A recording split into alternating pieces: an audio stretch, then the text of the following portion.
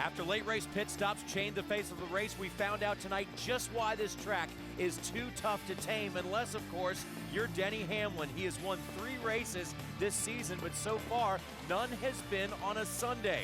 2 Mondays and now a Saturday night, his 11th career victory, and he also made it a clean sweep of Darlington this weekend. What a job by this Chesterfield, Virginia driver who is playing hurt right now. Welcome everyone to NASCAR Victory Lane, fueled by Sunoco. If you thought Denny Hamlin was going to be slowed down by knee surgery, think again. He's actually covering up the competition afterwards, and he has now driven this number 11 Toyota back to victory lane once again. Hello everybody, I'm John Roberts. He is Kenny Wallace, and he is Kyle Petty. Gentlemen, we're back in victory lane again, but this time we're actually here with Denny Hamlin, because the last 2 times he did it on a Monday. I guess he did. Sorry, I can't talk. I guess he did. I was just trying to think. You know, I don't think we've spoken to Denny for a while, and I'm Monday, I know Saturday. He's won races, but we've not spoken to him. You know, what a wild race, and we'll get into it, but I got to tell you, it looked like Denny Hamlin had some 5-hour energy drink. When he won the race, he done burnouts. He looked like he was out of control. He come flying into victory lane. He slammed on the brakes. This is a big win, race fans. This is Darlington, the Southern 500.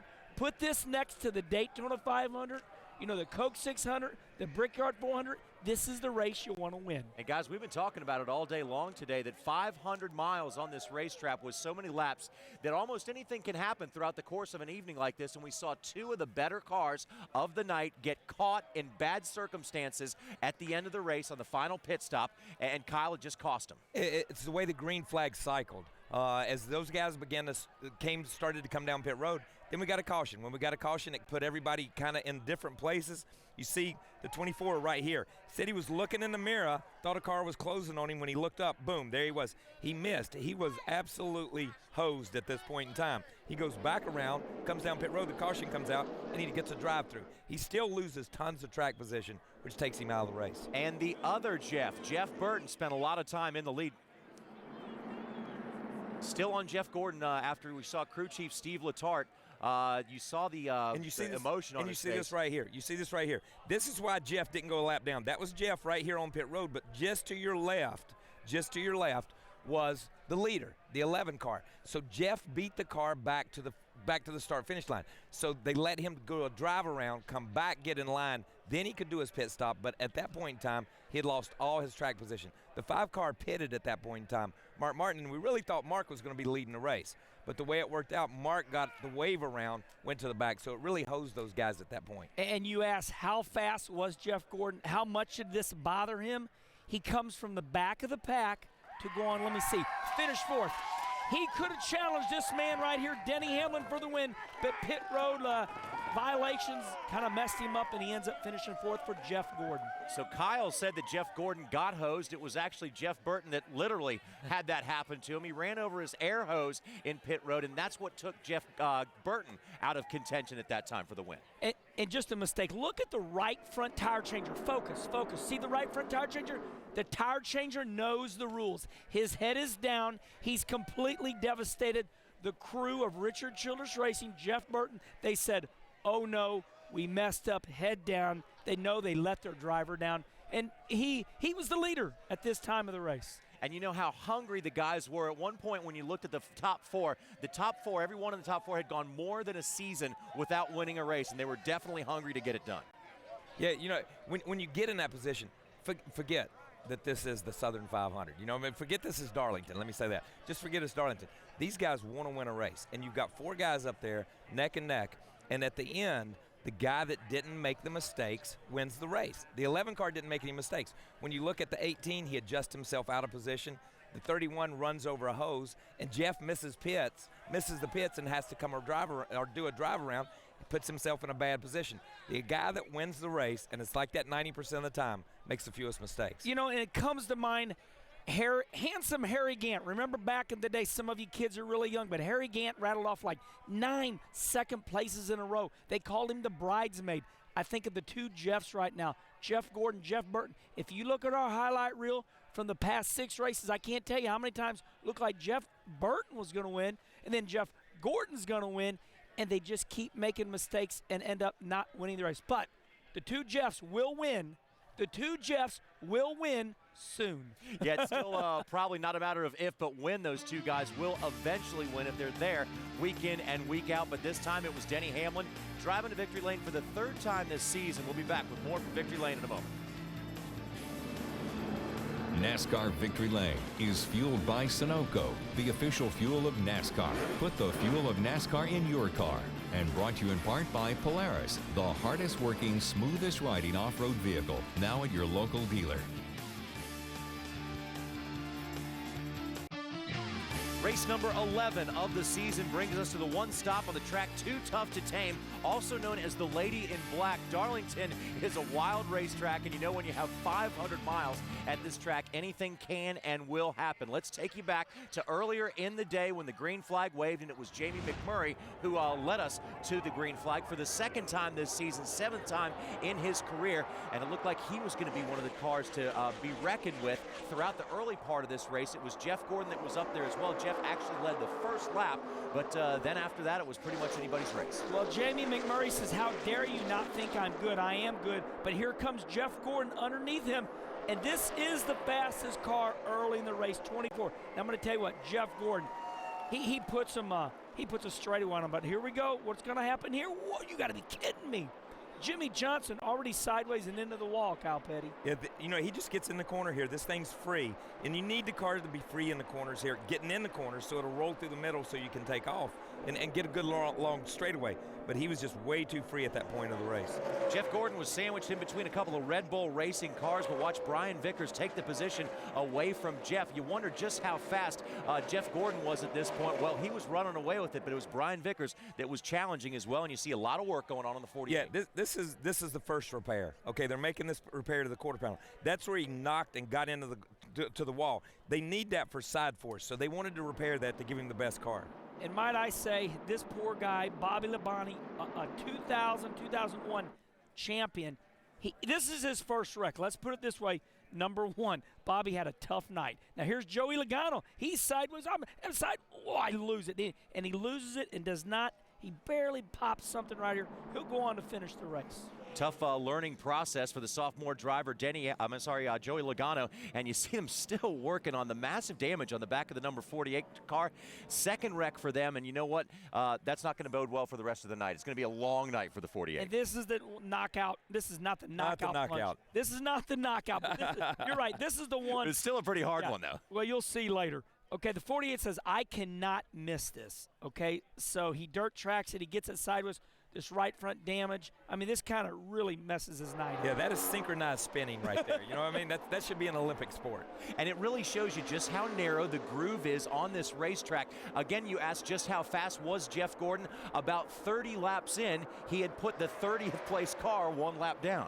And we've seen Tony Stewart there. Tony Stewart stayed out on tires. Tony was leading at that point. But here we go, the 11 car. He's starting to show everybody how strong he is. Denny Hamlin says, okay, I'm going to pass the fastest car out here tonight, which at that time was Jeff Gordon. Yeah, and at that point in time, the 40 or the 24 car had a big lead.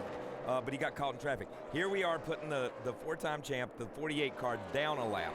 But as soon as this happens and you see him go in the corner here and they get all boxed up, the caution comes out because you saw right there on the apron the rear I guess deck lid off of the 77. This is what happened to keep the 48 on the lead lap. And you got to say to yourself, how many more times is Sam Hornish going to wreck? He brings that caution out, but now this gives the 48 a chance. He gets the lucky dog, race fans, and he starts working on the car. Now this is amazing. They put a right rear quarter panel on this car, and they put a right front fender on this car, and he's already been in 2 or 3 accidents at this time. And we're still rolling. We're still rolling, baby. We're still making points. Jimmy Johnson is still in the top 15. Two of the faster cars in the earlier part of this racetrack were the 24 of Jeff Gordon, the 1 of Jamie McMurray. He led a ton of laps from the pole position.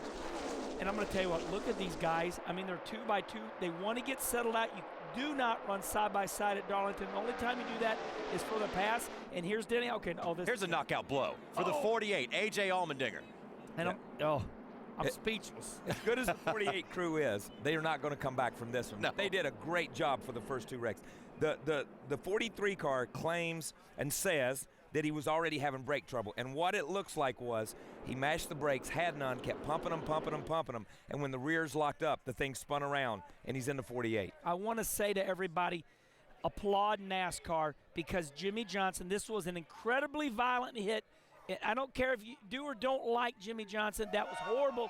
You don't want to see anybody get hurt. NASCAR did a good job. Soft wall, soft cushion here by the seat. They got soft materials in there. Kyle, I mean, it really protected the driver in that wreck. Yeah, when you see that, and you saw it in kind of slow motion, the car just exploded. There were parts and pieces everywhere. Jimmy took a hard blow to the left side and to the right side.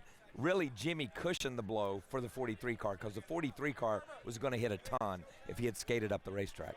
Well, at that point, we were at the halfway point of the race. When we come back, we'll take you from the halfway point to the checkered flag and show you exactly how Denny Hamlin made it back to victory lane for the third time this season.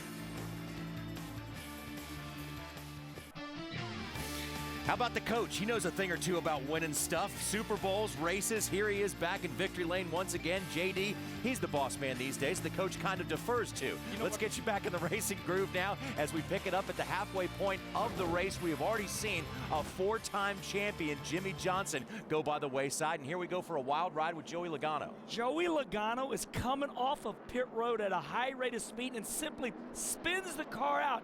And this is what creates chaos at the end of the race. Why? Looky here. And here's your chaos. Jeff Gordon is, like he said before, Kyle, he said he was looking in his mirror, thought there was a car there, and missed the pit entrance. And you have to be on pit road before that cone. He could not enter pit road, even though there was a gap there. And you see Steve just throw his hands up in the air like, what are we going to do now? Throws his watches down, talking to himself, not keying a mic. This is him talking to himself right here. Okay, now here we go. Look at Jeff Gordon on pit road, the black car on the right-hand side of your screen.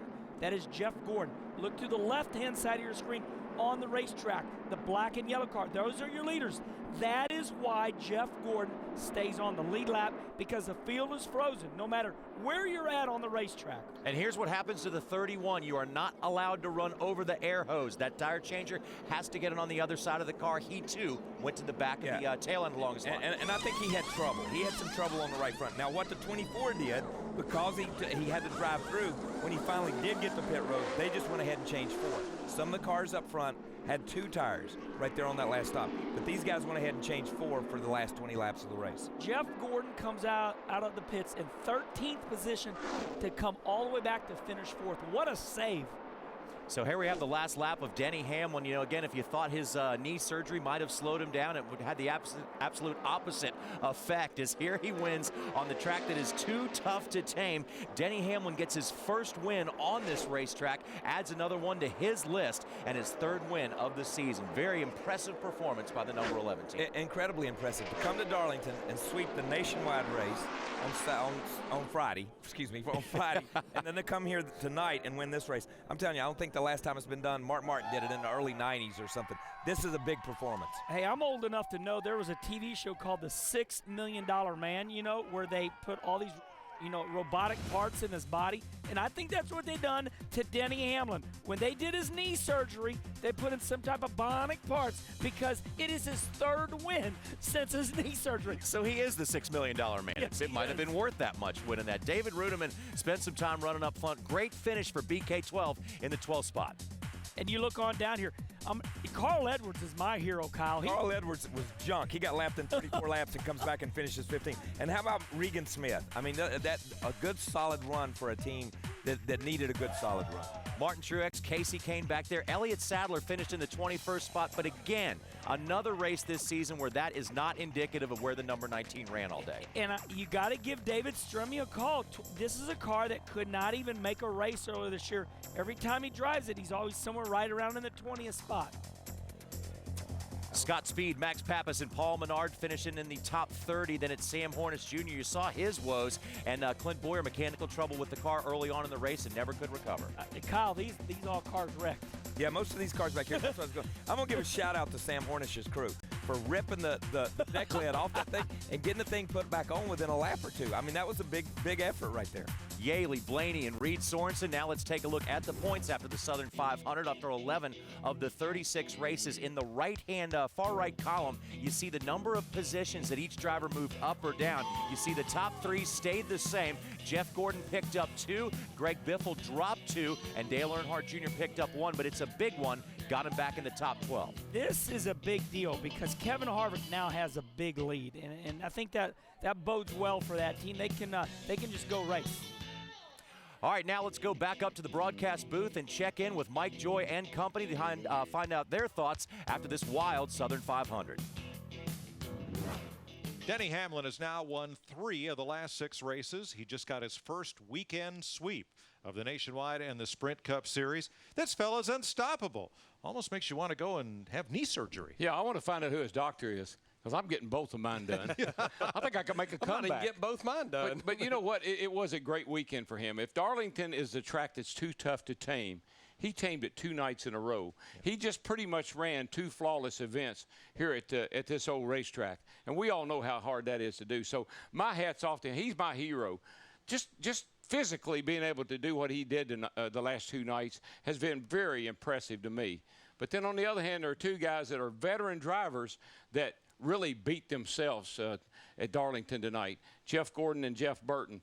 Burton runs over the air hose. Gordon misses pit road. Those are the times when you beat yourself. They hurt the worst. You kick your butt all the way home thinking about it. Larry, a bright spot. Jamie McMurray wins the pole. It's a great second-place finish. And this was a driver that late into last season, we were wondering if he'd have a Sprint Cup ride. Yeah, I mean, he won in Talladega in the fall. In fact, the last time that Roush Fenway went to victory lane, and I think at that point he was not 100% sure what his future even held. Chip Ganassi goes in there. He rehires him. Of course, Jamie drove for Chip a few years ago, won the Rookie of the Year. He comes out, he wins the Daytona 500. He goes to California, sits on the pole, and then, of course, he backs it up with another restrictor plate great run a couple of weeks ago at Talladega, finishing second. Comes here, new track record in qualifying on the pole, another top 2 finish. That one car, they're real close to getting up there near the top 12. And his teammate Montoya had a good night. The Busch brothers both factored in, but it was Kurt in the top 5, not Kyle. And Darrell Kevin Harvick has shown he is no flash in the pan at leading the Sprint Cup standings. There were people that were predicting that his 10-point lead he had coming here into Darlington would evaporate tonight, and he wouldn't leave here the points leader. I totally disagreed. That team is also doing an outstanding job. Kevin has a lot to prove. I don't know if he's auditioning for a new job. I don't know if he's trying to attract a new sponsor. We certainly know they need one. But whatever it is, he is on his game right now. I like the direction that team's going in as well. So Harvick will lead the troops into Dover, JR, and it's been such an interesting season so far. Can't wait to see what happens next.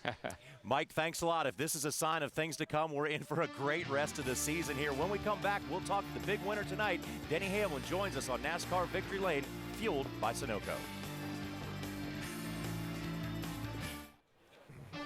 Might be considered a strange set of circumstances, but so far Denny Hamlin this year has won 3 races, but none has been on a Sunday. 2 Monday victories and 1 Saturday night victory, but what is not strange, Denny Hamlin, is the way when a team gets going and things start going good, how it snowballs. We say caution breeds cautions, losing breeds losing, but also winning breeds winning as well. Congratulations on a great win, but how confident is your group right now?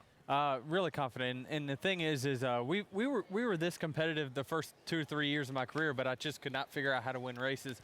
There's a lot of things that go into it. The mental side of it, you know, having to make sure you back off early in the race, even though you got a fast car, you know, just save your stuff at the end. And I feel like it's towards the middle of last year, I just learned how to win races, and now we're starting to apply it. Danny, I don't want this to get lost in victory lane here. You just won the Southern 500. People go their whole career. To me, this is one of the top 4 races of the year. What's it feel like?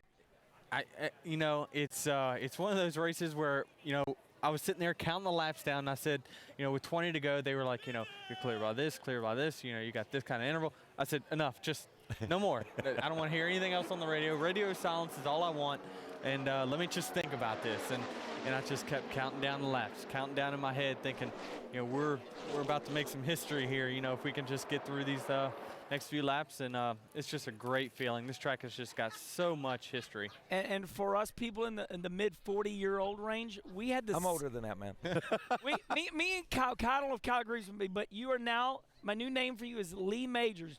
He was the guy that was the actor in the $6 Million Man. They rebuilt his whole body. Since they rebuilt your knee, you've won 3 races, so you're Lee Majors. I'll take it. Yeah. Everybody wants to have knee surgery now. I don't know why. They're lined up, man. They're wanting to know who you're talking. Right. What's my knee look like right here? Sit down. Here's what I want to know. Last year, I really thought. Stop. No. Sorry. Last year, I really thought, we talked to you at the beginning of the year on Doug Rice's show on PRN. I really thought, without a couple of mistakes in those last 10 races, you had something for the 48. We started off this year, and you were my pick early on to say, okay, we're going to be up there and we're going to contend. But the first 2 or 3 races, you guys started really slow. Said the same thing to Joe last week and the same thing to JD this morning. What have you guys found in the last 4 or 5 weeks that have kind of clicked for you? I know you ran good in the first 3 or 4 races, better than what it showed, but at the same time, something's clicked, and you're leading races and up front in the top 2 and 3 in position to win. You know, it's just nothing's really changed. I mean, the cars are basically the same. We haven't hit on any magic setup or anything like that. I think it just takes me and Mike 5 races every single year to hit our stride.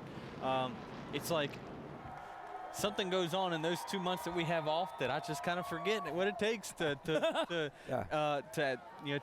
tell them the things to make a race-winning car. So it seems like it takes 5 races for our communication to get going.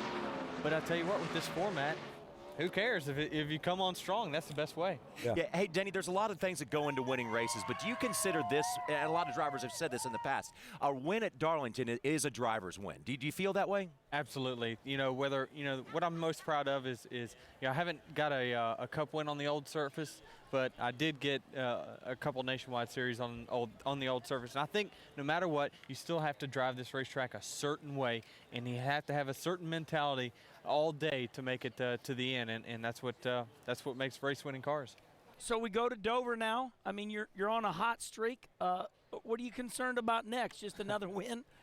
Well, I think everyone knows how bad we are at Dover, so I think it's going to be a huge test. I mean, we finished 22nd 2 laps down there in the chase race last year.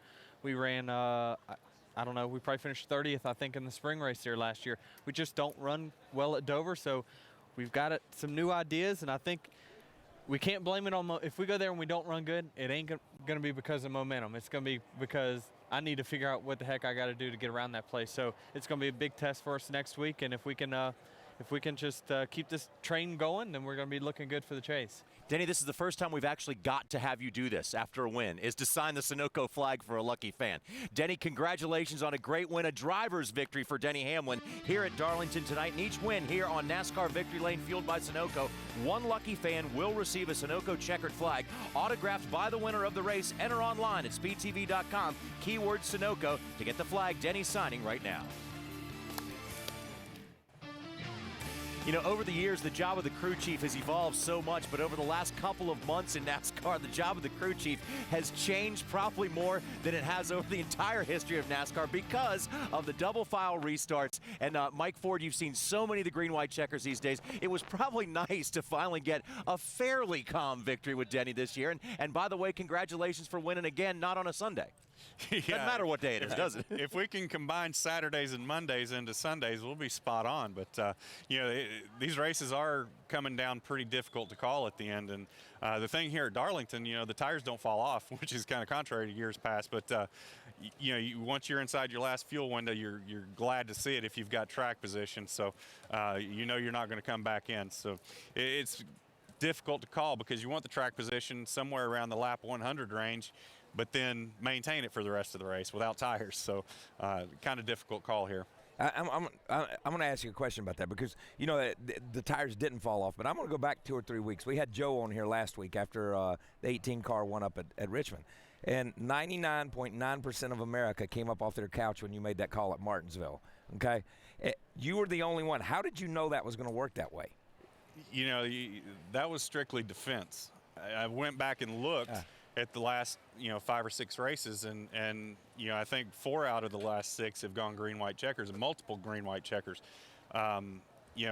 Was playing into that. The way it's stacked up, you're going to have 2 tires, no tires, 4 tires, and double file restarts. It's not over. So, I knew if we didn't come, the guys behind us would. Yeah. And it was a difficult call. 80% sure that you're going to get beat at the end of the race when that happens. So just didn't want to get beat by tires. Mike, you know, first of all, have you won? How many Southern 500s have you won? That's first as a crew chief. I think as a crewman, I think this would be 4. So my point is this. To me, growing up as a kid, this is you got the Daytona 500, got the Coke 600, Brickyard somewhere in there. I mean, this is a big night for you, right?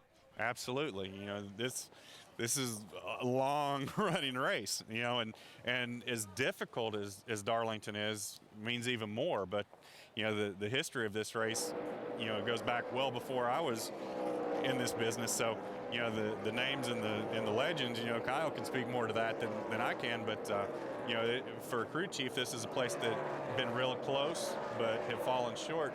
And anytime you can close out a big race, it means a lot, not just for you personally, but, you know, we've got a lot of guys that hadn't been to Victory Lane until this year, so it's real neat to see them come to a big race as well. And when you get the word that your driver's going to have knee surgery in the early part of the season, did you kind of think you were in defense mode then and you just wanted to get through the rehabilitation process without losing? And here you guys all of a sudden are going out and winning everything. Yeah, you know, when that happened back before Darlington, there's, yeah, we'll put it off to the end of next year. I'm like, yeah, right. That's not going to happen.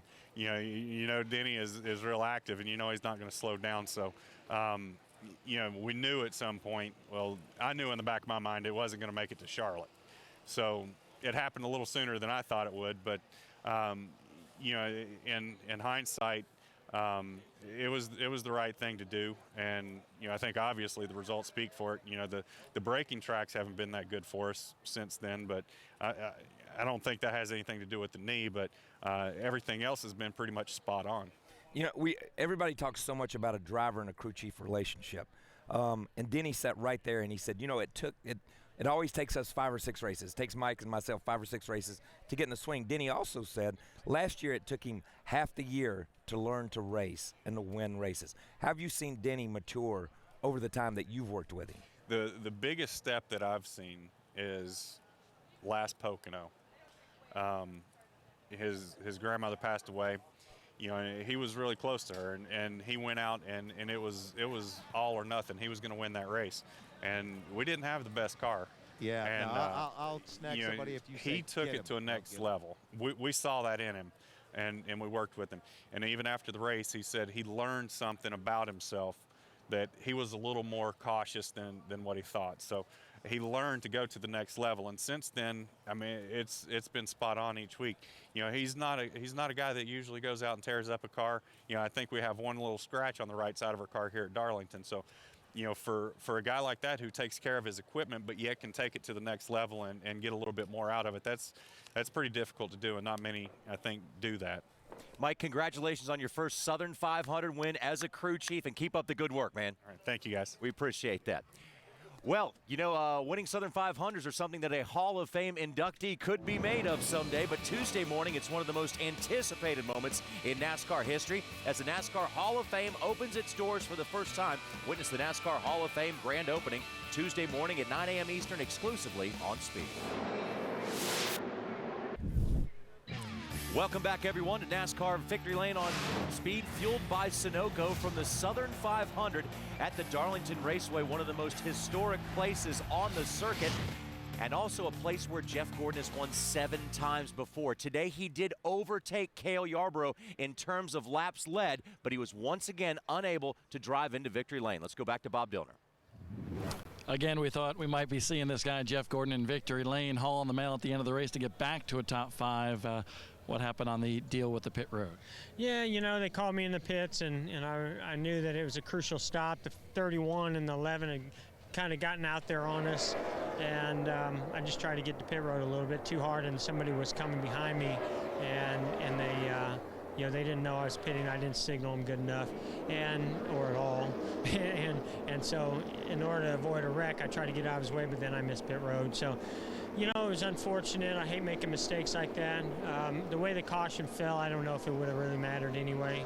The fact that we were trying to, you know, pit early to get an advantage on those guys, force them to pit, was our only real shot at winning. We didn't really have the best car in the second half of the race, I felt like, but we were certainly going to try to, you know, get some track position and still get us a win. And yeah, I'm just so excited we're running good, and you know, it was cool to have National Guard and their Facebook page on our DuPont Chevrolet tonight. So, hats off to them, and we'll go to Dover. Looking forward to it. I want to know two things. Who do you think had the best car at the end? Was it Hamlin, who wound up in victory lane? And number two, of all times not to have a green-white checker finish. I was thinking about that for you as the race wound on. I know. That was the one time we needed it, and we didn't get it. So that's kind of the way it's been for us so far this year. So I'm hoping we keep running the way we're running, and when those moments really count for these wins and this championship, that they fall our way. But I think the 31 was really, really strong there at the end. At least the last run, he was riding behind me, and then all of a sudden he just took off and went up there to the 11. But the 11 was strong. I think he was probably the best car tonight. Jeff Gordon led the most laps, 111. He's now up to 4th in points. Thanks, Bob. One thing about Jeff Gordon tonight, they took what could have been disaster and got a top 5 finish. And that always turns out to be top 5 finishes get you in contention for championships. And the luck has to turn for the 24 team sooner or later. When the luck turns, it's going to be wicked. Oh. That's all I got to say. Let me just say that. And maybe the luck will turn. They said we got to come out, we got to win races to win the championship. We can't just ride around and finish 2nd, 3rd, 4th, top 5 finishes like he's doing right now. But this will get him in the chase. And if his luck turns in the chase, I think he may be looking at 5 there. The drive for 5 will be alive. It, baby. Definitely. And watch this. This is what people are doing right now. They're holding their breath, because let me tell you something. When Jeff Gordon exhales, when he hails and when he breathes out, baby, it's game on. He's been in the top 5 all year long, every single race. He's been in contention to win every single race. It's going to turn. The tide will turn. Eventually, you just simply can't keep a good team down for that long. And the 24 right now is a great race team because they keep finishing in the top 5. And sooner or later, the luck will turn. Next Friday, the world's fastest gladiators clash on the concrete in Dover. But a monster is lurking, waiting to crush any hopes of victory. It's the NASCAR Camping World Truck Series live from Dover next Friday at 8 Eastern, only on Speed. Back to Victory Lane in a moment. Saturday night, May 22nd, the stars come out and the gloves come off for the NASCAR Sprint All-Star Race on Speed. And with $1 million on the line, it's checkers or wreckers. Don't miss the NASCAR Sprint All-Star Race Saturday night, May 22nd, only on Speed. When you consider that late last season, Jamie McMurray wasn't even sure if he was going to have a solid ride in the Sprint Cup Series, his success this year is nothing short of commendable. Jamie has been in contention for a lot of wins, won the Daytona 500, and he was back up there again tonight in the Southern 500. Let's go back to Bob Dillner. Pretty good weekend for Jamie McMurray here at the Lady in Black, other than you hitting the wall there the other day in practice, but came back to win the pole and a 2nd place finish. Just couldn't quite catch that 11 car. No, we honestly, I thought the 18 and 11 were going to be the ones to beat, and Kyle spun his tires really bad on the restart. And I heard Kurt say in the media center that he liked to be on the outside on the restarts, and I really liked being on the inside, so it worked out well for me that I was on the inside. And as narrow as the track is through 1 and 2, if you can get single file ahead of the rest of the guys, you can go so fast that you're 5 seconds ahead in 1 lap, and that really played to our favor today because Kurt was catching us at the end, but we got so far out ahead of him that he just couldn't catch us in time. Did this race feel as long from the driver's seat as it did to us watching? It was exciting, but man, it seemed grueling out here at Darlington. Well, it's hard because you run so close to the wall, but last weekend at Richmond was probably as hot as I've ever been in a car, and they worked hard this week getting some more air and stuff blowing on me, and it cooled down. It's a beautiful night here in Darlington, so the fact that the heat wasn't quite so bad made it a lot easier. 39 points out of that coveted 12th spot right now. Maybe Jamie Mack and this team regaining their form of where they need to be. Yeah, we've had fast enough cars. We've certainly been a top 12 car all year long. We just, I probably haven't done a good enough job on the weekends that were not great of getting a good enough finish. So just have to keep building on this. And, it feels so good. This is the 3rd race this year I've had a shot to win. And I've never had that in my career. And to have 2 poles already, it's been a really good season for me. And I feel honored to have Bass Pro Shops, McDonald's, and Chip and Felix and Teresa all behind me. It's been a great year. And how about this, folks, for a fact? Jamie Mack with his second place finish in the last 3 races. Very good point, Bob. The team is coming on strong. And when you remember the last time Jamie McMurray made a very close assault on making the chase, he was with Chip Ganassi and Felix Sabates. Missed it by 1 spot. But back then, guys, he finished in 11th place in the points and didn't make it in the chase because that's what we only had 10 in. Now he got 12. He finishes there again. He's in. I have so much to say about Jamie McMurray that I want to condense it. You know, this kid was in a really difficult situation last year. You know, there were a lot of people that said Jamie McMurray doesn't have it. He's with Roush Racing, and he can't get the job done. Jamie McMurray needs to quit racing. Well, race fans, it takes this. I mean, go back to the Daytona 500. He wins it, and he earns it. He's leading at Talladega. He barely loses the race. He finishes second. You have Juan Pablo Montoya at Vegas. Juan Pablo at Vegas goes, Jamie McMurray, my teammate, trying to prove he's a race car driver. Well, that hurts. That hurts. But let me tell you something. Jamie McMurray is a race car driver, and he's proven that right now. To run 500 miles at Darlington, and I mean, he's been rattling off, second at Talladega, second at here. I mean, he's the real deal. And to me, Kyle, it just takes a combination, somebody to believe in you. Yeah, and it does. And this group believes in him. And I think the thing is, too, you know, Jamie was kind of down. The teams he was with last year, you know, they kind of give up on him. And it's like, where am I going to drive? What am I going to do? He gets with Ganassi. He gets with Felix. He gets with Teresa. He gets with this team.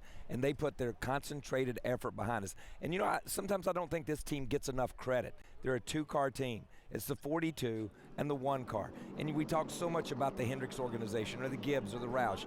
Very rarely do we talk about this team. They won the Daytona 500. They've been competitive, and they're going to continue to be competitive. They're going to build this organization. And they were 3 or 4 cars at one point in time. They may be back there at some point in time, but they're putting 2 really good race cars on the racetrack right now. Now, this was a very disappointing evening for Jeff Burton and the number 31 team. Looked like they had a shot at winning the Southern 500, but then a late race pit miscue cost him a shot at the win. Let's hear what Jeff had to say after the race. We got to make a decision to be a championship team, and we're going to have to buckle down and pay attention to what we're doing and focus, because we are letting these little mistakes get in the way of a lot of wins. We are capable of winning races, and we will win races. And we will get it together, and we'll go race next week.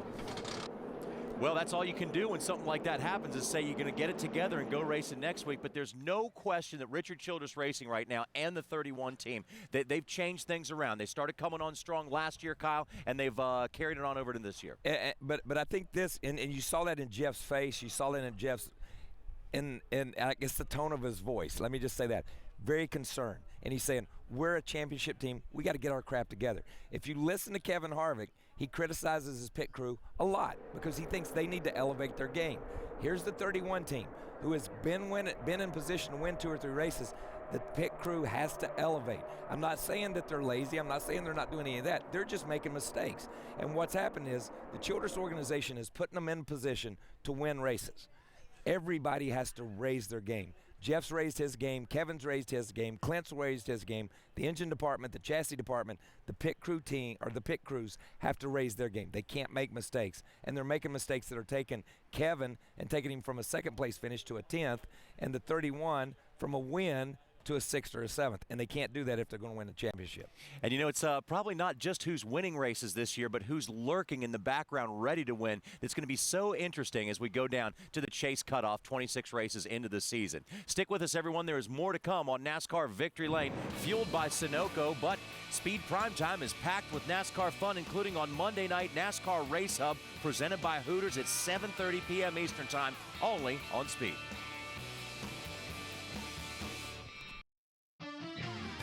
NASCAR Victory Lane is fueled by Sunoco, the official fuel of NASCAR. Put the fuel of NASCAR in your car. And brought to you in part by Motorsports Technician Career Training at the Motorcycle Technology Center. Visit mtc.yti.edu.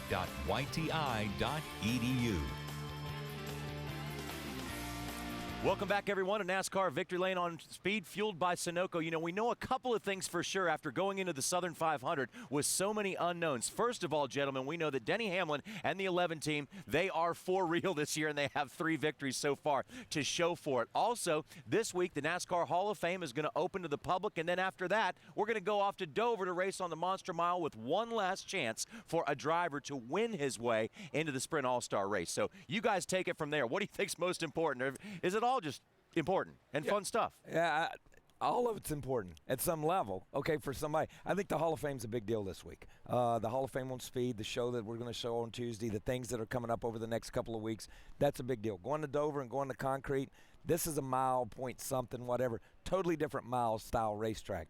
So that's pretty cool. So it's going to be interesting to see who carries some momentum into there. NASCAR has, you know, really pressed the issue here for all of you fans to understand that we appreciate you. And we're trying to bring back, you know, some of the fans that think we forgot our roots. Come to Charlotte, North Carolina. Although the sport is over 50-something years old, we finally are going to celebrate our Hall of Fame, just like other sports have their Hall of Fame. This is an incredible situation, and there are drivers that are just so proud and happy right now. Our own Darrell Waltrip. There's Ricky Craven's car, the closest finish in the history of our sport, right here at Darlington. There's the car. There's your 4-time champion, Jeff Gordon. But my point is even Darrell Waltrip right now is a different person this year. You know, I look at our comrade Darrell Waltrip, and he's like, oh, shucks, man, I can put HOF next to my name. So, Kyle, this Hall of Fame deal is going to make these older guys feel really special. And it's going to educate the fans that we have now. That's the deal.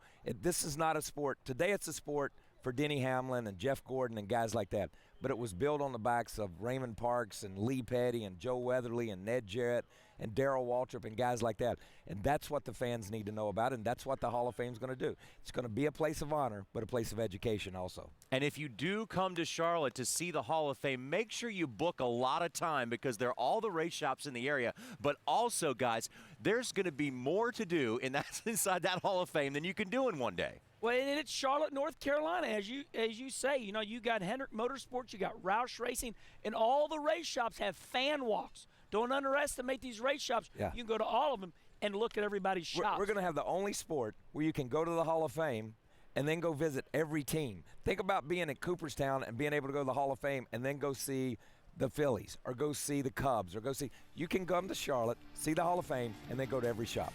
And then you can make a week out of the whole thing and see the All-Star race and the 600 as well at Charlotte Motor Speedway. And do not forget, the Camping World Truck Series will be back here at Darlington August 14th for a good old-fashioned shootout on this racetrack that's too tough to tame as well. Want to thank everybody for coming along for the ride on this edition of NASCAR Victory Lane, fueled by Sunoco. Race hubs on Monday, and we'll see you next weekend.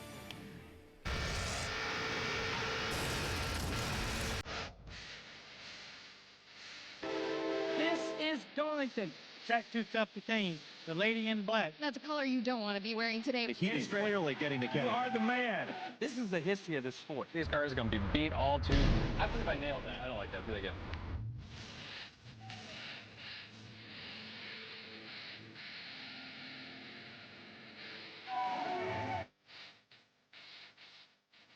Let's go racing, boys! This race is over.